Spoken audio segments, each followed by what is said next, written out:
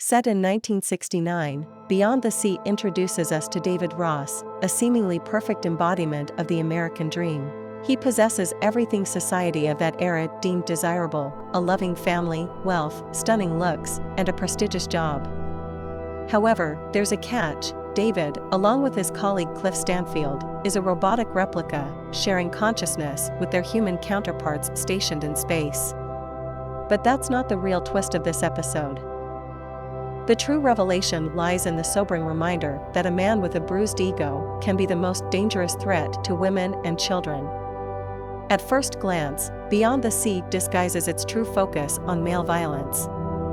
It initially appears to explore grief and hints at a tender, intricate romance.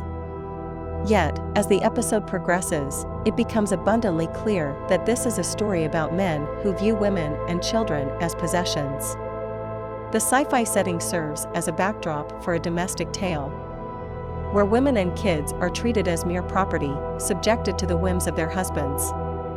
The narrative raises uncomfortable questions about the consequences of such a mindset. The climax of the episode centers around David's arrogance and his invitation to Cliff, his survival-dependent counterpart, to sit down on a chair. The audience is left wondering whether Cliff will accept the invitation, potentially perpetuating the cycle of possessiveness and violence, or choose to destroy them both and the mission they're on. The episode drops subtle hints along the way, leaving the interpretation up to the viewer.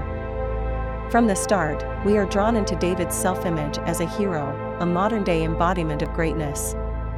He's an artist who cherishes his children, appreciates French music, and generously satisfies his wife's desires. All the while, he remains a handsome American astronaut dedicated to the survival of humanity, as he passionately explains to a couple at the movies. On the other hand, Cliff is introduced as a more rigid character, representing an outdated form of masculinity. He engages in activities like wood chopping and spearfishing, insists on being called "sir" by his son, and maintains strict discipline through physical punishment. Cliff's decision to isolate his family in the rural outskirts of Cape End, Massachusetts, without consulting his wife, reflects his traditional mindset as the head of the household. Lana, Cliff's wife, yearns for society and feels trapped in their secluded abode. The threats faced by David and his family underline the dark side of possessiveness. A Manson-like cult breaks into David's home, destroying his replica and brutally murdering his wife and kids, protesting against the perceived abomination of the robotic timeshare.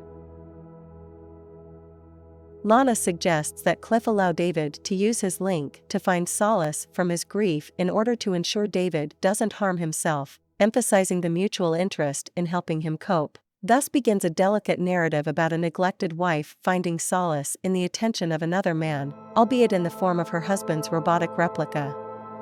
However, the idyllic facade soon crumbles when David attempts to seduce Lana, using the same tactics he employed with his own wife. Lana, awakening to the truth, refuses to comply, rejecting David's entitlement to her body. In response, David commits a horrifying act of violence, murdering Lana and her child, seeking vengeance for his wounded pride. Amidst the robots, spaceships, and nostalgic 1960s ambience, Beyond the Sea serves as Black Mirror's most poignant critique of society's treatment of women. It exposes the deeply ingrained notion that women and children are possessions, objects to be used and discarded at will. This episode paints a bleak picture of how men are conditioned to view themselves as owners of these bodies, perpetuating a cycle of violence and misogyny. As the chilling episode concludes, we are left to ponder the insidious nature of toxic masculinity and the importance of dismantling such destructive mindsets.